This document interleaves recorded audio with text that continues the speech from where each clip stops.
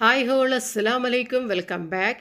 ഇത് ഞാനൊരു വെറൈറ്റി ആയിട്ടുള്ള നിങ്ങൾ ഇതുവരെയും ട്രൈ ചെയ്ത് നോക്കിയില്ല ഒരു പുതിയൊരു തരം കറിയുടെ റെസിപ്പിയുമായിട്ടാണ് വന്നിട്ടുള്ളത്. ഇന്ന് ഞാൻ തയ്യാറാക്കിയിട്ടെടുക്കുന്നത് ഒരു കോഴിക്കറിയുടെ റെസിപ്പിയാണ്. വളരെ ഡിഫറെൻ്റ് ആയിട്ടുള്ള വളരെ വെറൈറ്റി ആയിട്ടുള്ള ഈ ഒരു കോഴിക്കറിക്ക് എന്താ പറയാമെന്നറിയുമോ, മധുര ആണെന്നാണ് പറയുന്നത്. ഈ ചിക്കൻ കറിയിൽ മൊത്തം മധുര ഇട്ടിട്ടല്ല തയ്യാറാക്കിയിട്ട് എടുക്കുന്നത്, എന്നാൽ ഈ ഒരു കറിക്ക് പറയുന്നത് മധുര ആണെന്ന്. ഞങ്ങൾ മീൻ കറിയൊക്കെ ആണം വെക്കുന്നില്ലേ, അതേ രീതിയിൽ തന്നെയാണ് ഇതിനും പറയുന്നത് മധുര ആണെന്ന്. അപ്പോൾ ഒരു വീഡിയോ നിങ്ങൾക്ക് ഇഷ്ടമായിട്ടുണ്ടെങ്കിൽ പ്ലീസ് ഒന്ന് ലൈക്ക് ചെയ്യാനും കൂടെ തന്നെ സബ്സ്ക്രൈബ് ചെയ്യാത്ത കാണുന്നതാണെങ്കിൽ ഒന്ന് സബ്സ്ക്രൈബ് ചെയ്ത് തന്നെ ഒന്ന് സപ്പോർട്ട് ചെയ്യാനും ഓൾ എന്ന ഓപ്ഷൻ എനേബിൾ ചെയ്യാനും മറക്കല്ലേ.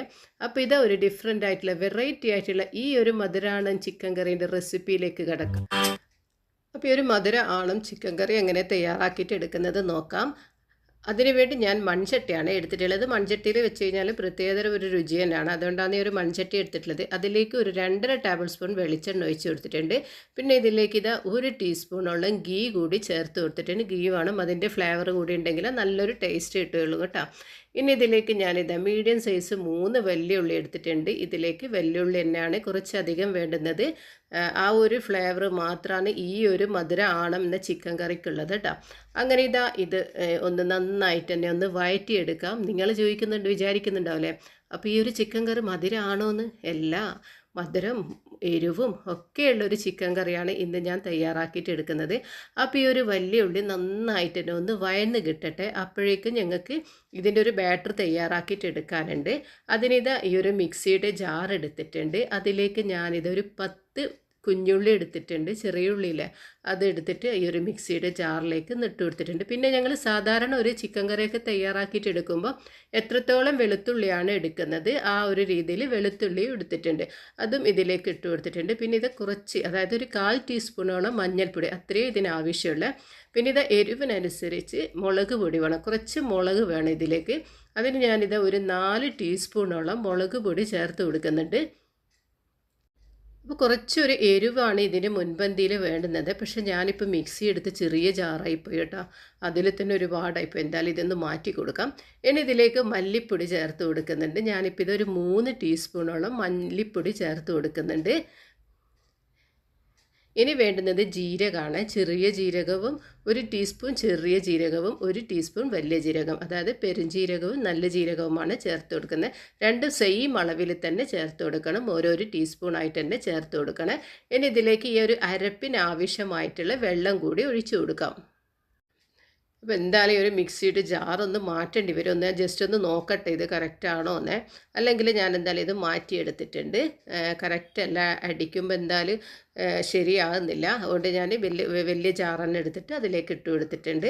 അപ്പോഴേക്കും ഈ അരപ്പൊക്കെ ഒന്ന് തയ്യാറായിട്ട് എടുക്കുമ്പോഴേക്കും ഇത് ഉള്ളി നന്നായിട്ട് വഴന്ന് കിട്ടിയിട്ടുണ്ട്. ഇനി ഇതിലേക്ക് ഞാൻ കല്ലുപ്പാണ് ചേർത്ത് കൊടുത്തിട്ടുള്ളത്.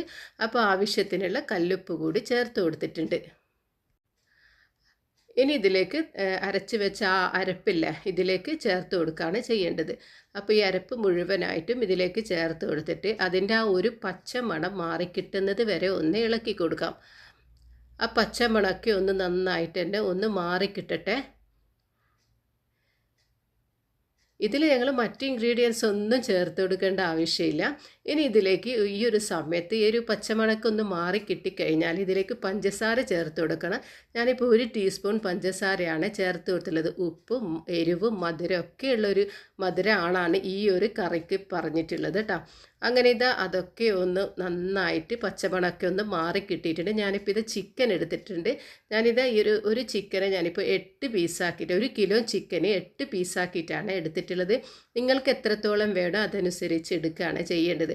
ഒരുപാട് പീസാക്കിയിട്ട് എടുക്കണ്ട, കുറച്ച് അല്പം വലിയ പീസാക്കിയിട്ട് തന്നെ എടുത്തിട്ടാണ് ഞാനിപ്പോൾ ഇത് ഒരു 8 പീസാക്കിയിട്ട് എടുത്തിട്ടുള്ളത്. അങ്ങനെ ഇതാ കഴുകി ക്ലീൻ ചെയ്ത് വെച്ച് ചിക്കന് ഇതിലേക്ക് ഇട്ട് കൊടുത്തിട്ടുണ്ട്. എന്നിട്ട് ഈ ഒരു മസാലയൊക്കെ ഈ ഒരു ചിക്കനിൽ നന്നായിട്ട് യോജിച്ച് വരുന്ന രീതിയിൽ തന്നെ ഒന്ന് ഇളക്കി കൊടുക്കാം.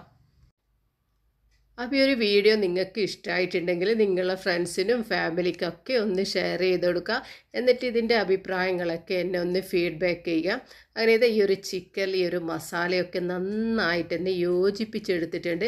നമ്മൾ വേറൊരു ചിക്കൻ കറിയൊക്കെ തയ്യാറാക്കിയിട്ട് എടുക്കുമ്പോൾ ഒരുപാട് മസാലകളൊക്കെ ചേർത്ത് കൊടുത്തിട്ടില്ല.